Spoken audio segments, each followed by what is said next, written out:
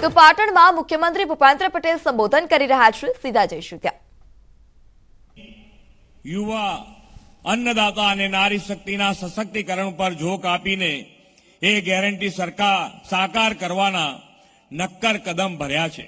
આદરણીય વડાપ્રધાનશ્રીની દીર્ઘદ્રષ્ટિ અને દિશા દર્શનમાં આજે પંચાયતથી પાર્લામેન્ટ અને પ્લેગ્રાઉન્ડથી સ્પેસ સાયન્સ દરેક ક્ષેત્રે નારી શક્તિનું કવચ ઝળક્યું છે।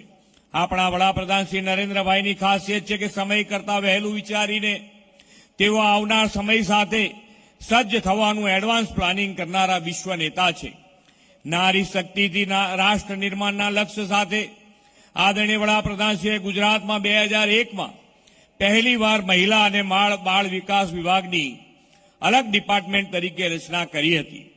વડાપ્રધાનશ્રીના દિશા દર્શનમાં આગળ વધતા ગુજરાત સરકારે સશક્ત સમાજના નિર્માણ માટે મહિલાઓ આર્થિક, સામાજિક અને શૈક્ષણિક રીતે પગભર બની સશક્ત બને તેવી કાર્યપ્રણાલી અમલમાં મૂકી છે। રાજ્ય સરકારે સશક્ત સમાજના નિર્માણ માટે સશક્ત મહિલાનો કાર્યમંત્ર અપનાવ્યો છે। સમાજમાં મહિલાઓની સ્થિતિ સુધરે અને તેમને ગૌરવમય જીવન પ્રાપ્ત થાય તે માટે રાજ્ય સરકારે મહિલાઓના સશક્તિકરણ, શિક્ષણ, સ્વાસ્થ્ય અને મહિલાઓની સુરક્ષા પર વિશેષ ફોકસ કર્યું છે। આદરણીય વડાપ્રધાનશ્રીના માર્ગદર્શનમાં ડબલ એન્જિન સરકાર રાજ્યની જનતા જનાર્દન અને માતા બહેનોના એડવાન્સમેન્ટ, એમ્પાવરમેન્ટ અને ડેવલપમેન્ટ એમ ત્રિપાખ્ય વ્યૂહ સાથે સેવારત છે। આજનો આ નારી શક્તિ વંદના કાર્યક્રમ તેની સાક્ષી પૂરે છે।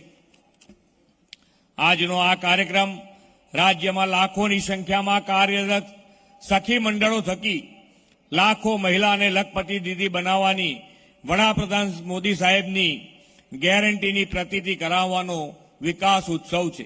રાજ્યભરના તમામ વિધાનસભા ક્ષેત્રમાં લાખોથી વધુ બહેનો આ કાર્યક્રમમાં જોડાઈ છે।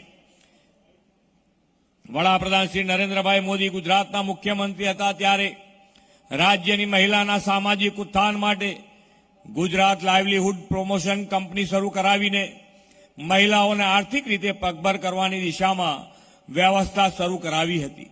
રાજ્ય સરકારે ગ્રામીણ મહિલાઓને આર્થિક ટેકો કરવા માટે 2,95,000થી વધુ સખી મંડળો થકી 30 લાખથી વધુ બહેનોના હાથમાં કરોડોનો કારોબાર સોંપ્યો છે। આજે આપણે 13,000થી વધુ સ્વસહાય જૂથોને રૂપિયા 250 કરોડથી વધુના revolving fund, community investment, statue of